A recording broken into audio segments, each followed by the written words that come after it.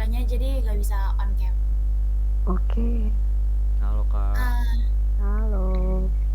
Oke, mungkin secara singkat dulu ya. Uh, aku bakal perkenalan dulu. Halo semuanya, aku Catherine dari Urban Planning tahun 2024.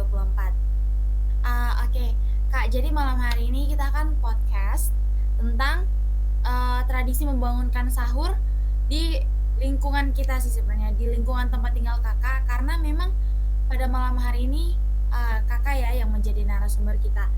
Oke, untuk memulai podcast ini mungkin boleh perkenalan dulu Kak secara singkat tentang nama ataupun kuliahnya waktu itu jurusan apa, tinggal di mana, dan lain-lain. Silakan Kak. Halo semua adik-adik. Kalian semester berapa sekarang ya? Semester 2 Kak. Semester 2. Masih sangat baru ya. Perjalanan masih panjang. Perkenalkan, nama saya kalau lengkapnya itu Marta Halena Loban. Saya lulus tahun 2015 dengan gelar Sarjana Sains ya. Tapi setelah lulus itu dari 2015 sampai dengan hari ini, bekerja itu tidak selinier dengan jurusan yang saya pilih waktu kuliah. Singkat cerita, akhirnya dari tahun berapa itu 2023 sampai dengan hari ini bergabung di Yayasan Tangan Pengharapan. Sebelumnya saya guru pedalaman. Oh iya, sebelum itu saya kuliahnya tuh di Jawa Timur, tepatnya di Banyuwangi. Jadi mahasiswi yang minoritas ini hidup di daerah yang mayoritasnya tentu berbeda keyakinan dengan saya waktu masih masa kuliah. Lalu di masa kerja bersama dengan Tangan Pengharapan ini bekerja di tempat yang berbeda budaya juga dengan saya. Kebetulan saya dari Nusa Tenggara Timur, Kota Kupang kalau kalian tahu. Ya, kerja di Yayasan Tangan Pengharapan 2023 sampai dengan Februari kemarin itu jadi guru pedalaman. Tinggalnya di pedalaman, pertama itu pedalaman Nia Selatan di Provinsi Sumatera Utara, 1,5 tahun di sana. Lalu 8 bulan itu di Pulau Sumba di Nusa Tenggara Timur. Dan saat ini dipercayakan bersama-sama di Yayasan Tangan Pengharapan di kantor pusat di Jakarta Utara, sama-sama menghandle media sosialnya Tangan Pengharapan. Ya, itu saja ya. Jadi ada pertanyaan? Sebelumnya aku berarti pengalaman kerjanya kurang lebih 10 tahun ya Kak ya? Iya, itu pindah-pindah ya. Paling lama bertahan itu sejauh ini 2 tahun, tapi di yayasan ini mau masuk 3 tahun. Semoga bisa lebih lama lagi. Amin. Oke, untuk kakak sekarang domisilinya di mana Kak, kalau boleh tahu? Kalau sekarang baru belum lama ya, sekarang ada di Jakarta Utara, tepatnya di kita di jalan apa sekarang ya, Jalan Simponi. Tentu kembali lagi di kehidupan dengan lingkungan hidup di mana kami minoritas ya. Jadi lanjut langsung aja ke podcast kita pada malam hari ini. Sebenarnya Catherine, iya, teman saya mau mengajukan beberapa pertanyaan. Arya, sebelumnya tadi gimana? Panggilannya siapa ya? Kak Marta iya, atau sorry, boleh panggil Kak Ata ya? Oh, Kak Ata ya. Ya, sebelumnya ini kan kita mau ngomonginnya ada nyerempet agama ya. Oke. Ya kan, jadi agak takutnya agak menyinggung gitu kalau ditanya agama Kak Ata ini apa sih gitu, latar belakang agamanya gitu. Oke. Kalau saya beragama Kristen Protestan ya. Kalau di Kupang itu ada aliran gereja Gemit. Kalau di Jawa itu sealiran dengan GKJW atau GKI. Ya, kalau di Nias itu yang sealiran itu AFW. Kalau di Medan HKBP. Saya tidak tahu kalau Jakarta di sini kayaknya GKI kalau tidak salah. Berarti Gemit, kalau di Kupang Gemit, iya Kristen Protestan. Sama kayak Catherine dong ya berarti. Oh, Catherine apa? Catherine apa? Kristen Protestan aliran Kristen gerejanya Protestan? aliran gereja. Oh, kalau aliran gereja dulunya pas masih di Sumba tuh GKI juga. GKS hmm, lebih tepatnya. Jadi gereja GKS, iya, juga. Tapi Kristen karena Sumba. sekarang udah di Jakarta sekitar 4 tahun, hampir 5, jadi udah battle. Maksudnya battle. Hmm. Oh, jadi tadi kan udah banyak tuh penjelasan dari Kak Ata, tinggal di mulai dari di Kupang ya kan, ke Hmm. Jakarta, pindah kerja ke Sumatera, ke mana Iya, tadi? Sumatera Sumatera Utara. Utara.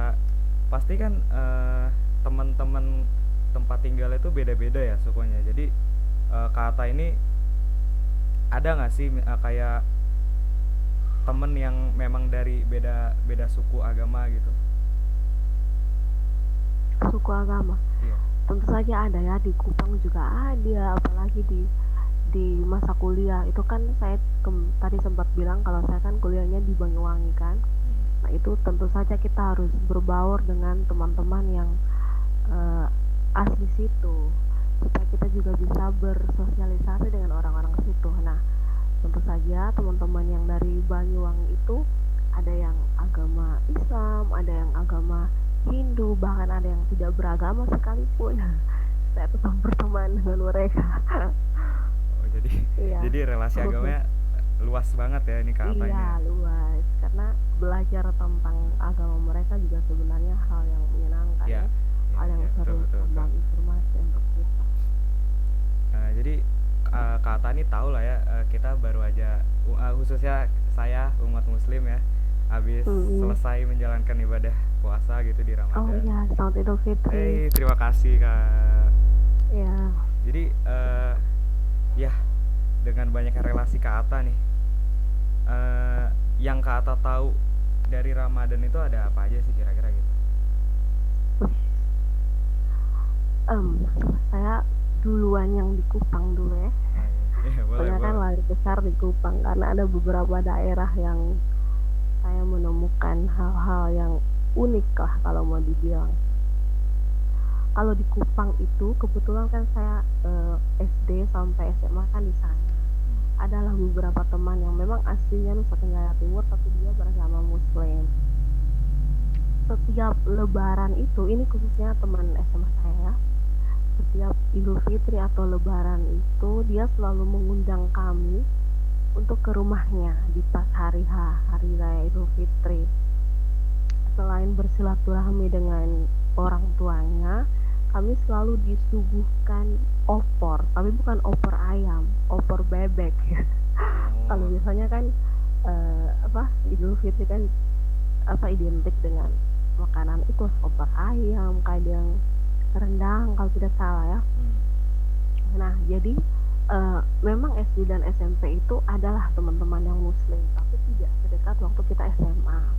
Jadi ketika SMA itu ketika berteman dengan mereka, tentu ya tahulah mereka itu menjalankan ibadah puasa, lalu pas di hari H Idul Fitri itu mereka mengundang kami untuk melihat kebersamaan mereka dengan keluarga, itu tadi makan bersama keluarga.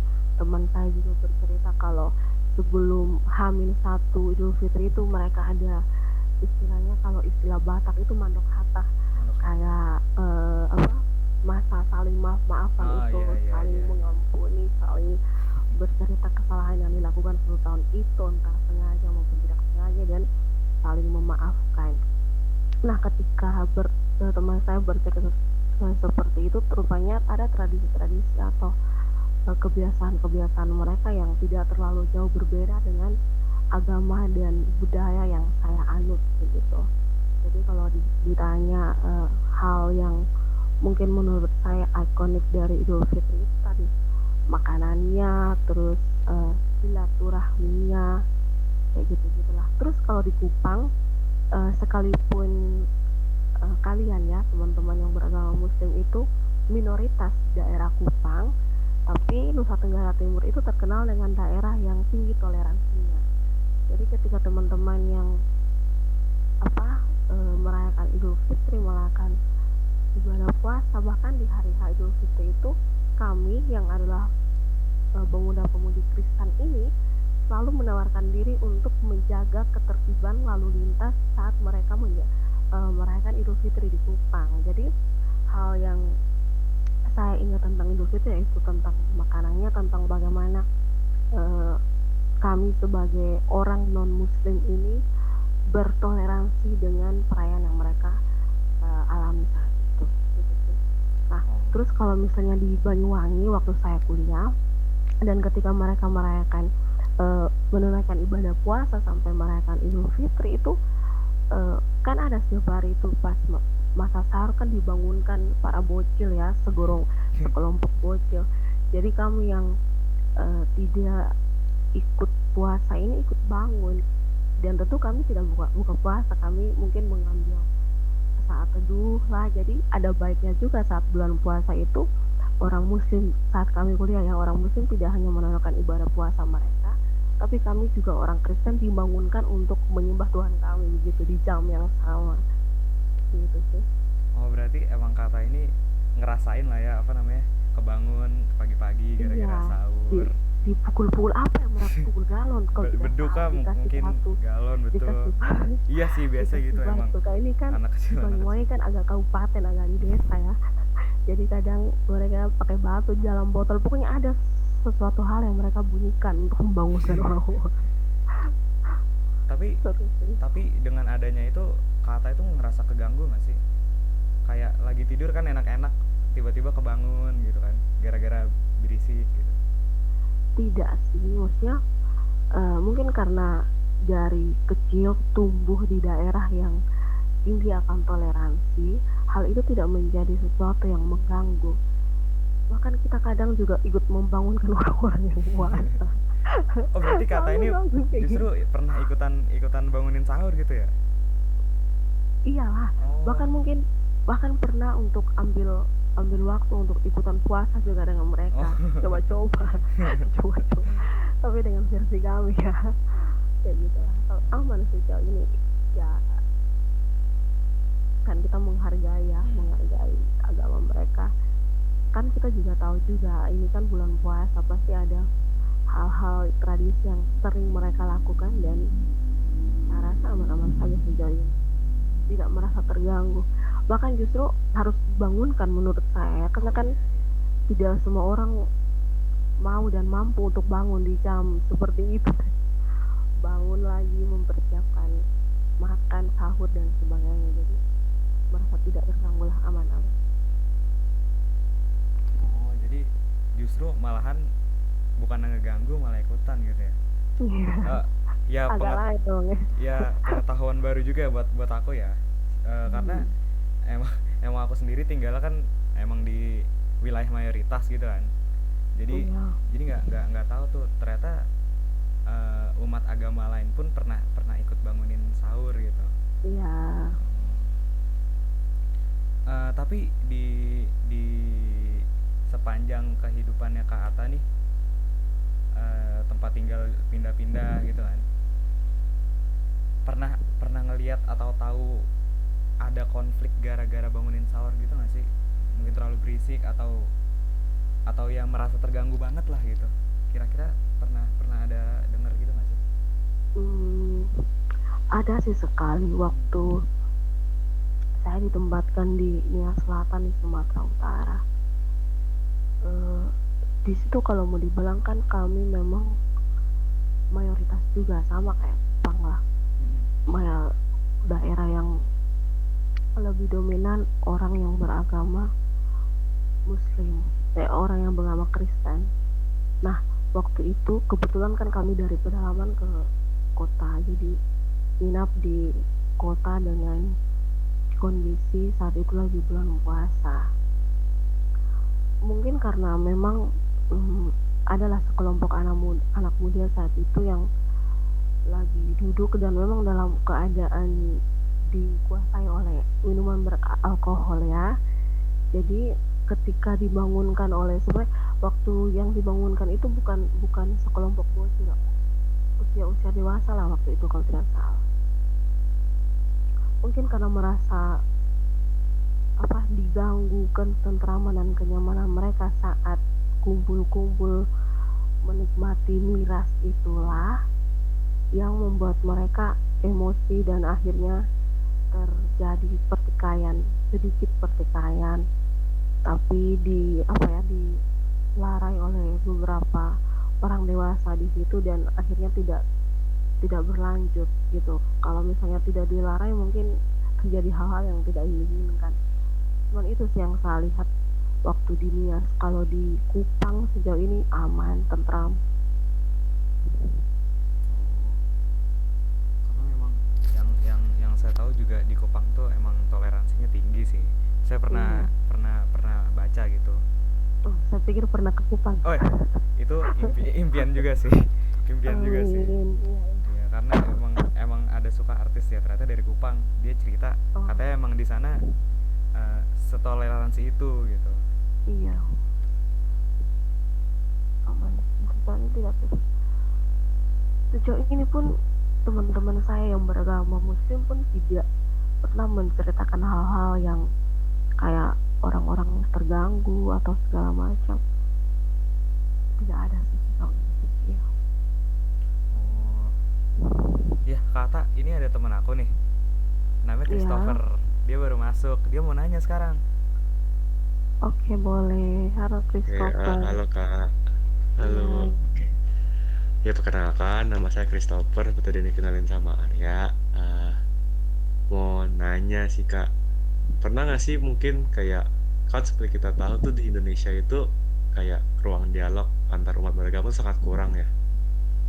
Kayak sering nih mungkin emang secara banyak sih nggak terganggu dan seperti tadi tapi mungkin ada juga mungkin masalah-masalah lain nih yang nggak bisa terselesaikan karena ruang dialog yang kurang.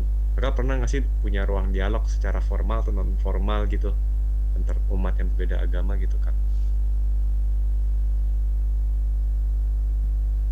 Oh iya. Mhm.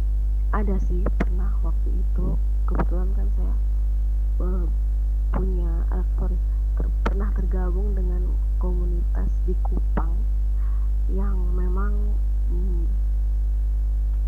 komunitas-komunitas yang bergerak di isu kayak gini tentang toleransi dan lain sebagainya. Nah waktu itu pernah kita bahas terkait pelecehan seksual terhadap balita dan remaja di daerah pertikaian yang kebetulan ada di pedalaman timur sana.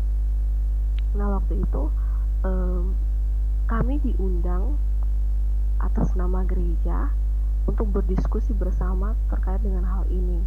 Tapi bukan hanya kami yang diundang, teman-teman orang muda Muslim yang bergerak di dalam organisasi adalah saya lupa namanya. Nah itu diundang untuk sama-sama berdiskusi dan mencari solusi-solusi apa yang bisa kita bagikan dan informasikan kepada orang-orang yang ada di pedalaman sana. Nah kalau di daerah saya di Kupang itu ada banyak diskusi-diskusi terbuka yang mengundang semua pihak untuk datang dan bertukar pikiran. Bahkan mahasiswa-mahasiswa yang tergabung di dalam kelompok GMKI dan lain sebagainya itu ketika melakukan aksi di jalan itu mereka menggandeng semua organisasi mahasiswa lainnya termasuk organisasi mahasiswa Muslim untuk sama-sama melakukan aksi nyata untuk kayak misalnya hal-hal yang memang urgent, bagaimana mendorong dan mempush pemerintah untuk melek akan hal yang sedang terjadi begitu.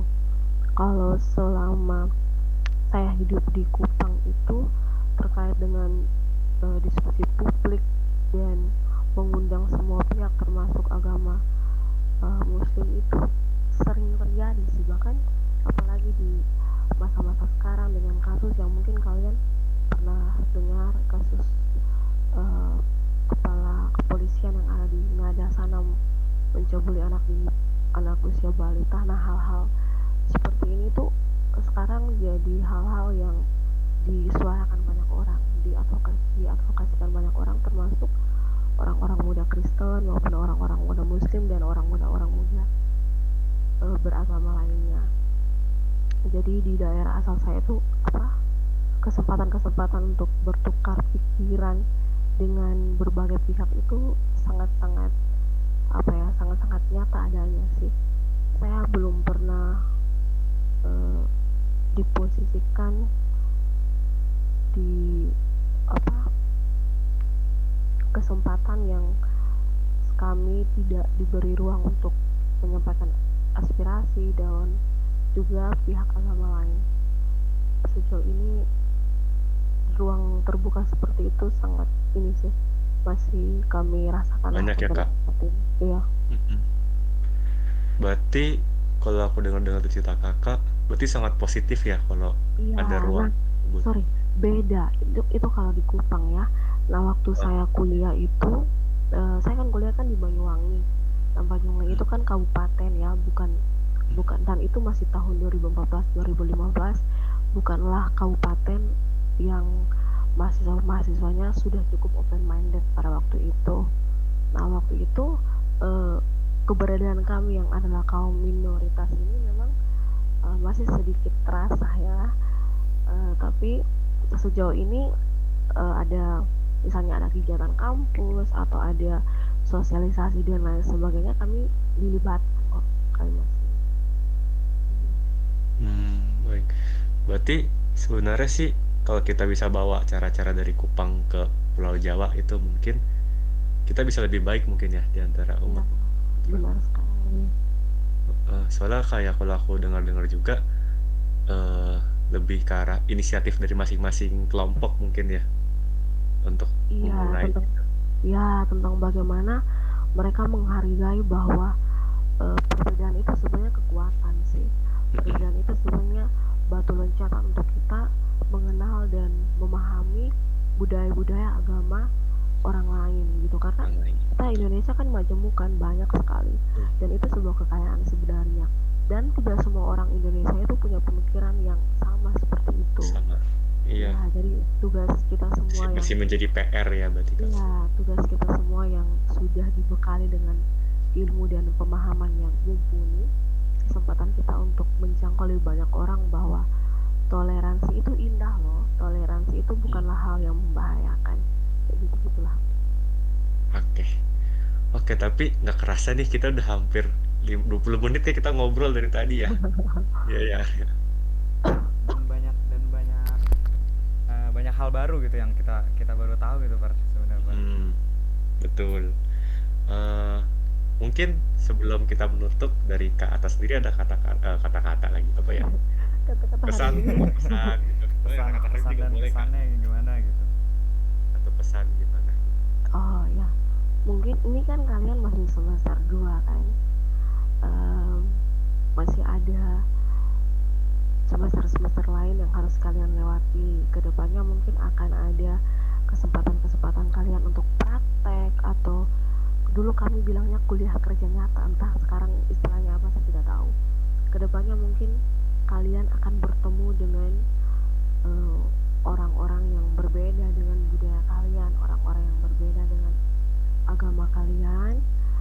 Saran saya kedepannya kalian datang dengan gelas yang kosong, kalian datang dengan toleransi yang tinggi, kalian datang dengan pribadi yang mau untuk belajar hal yang baru tanpa menghakimi, karena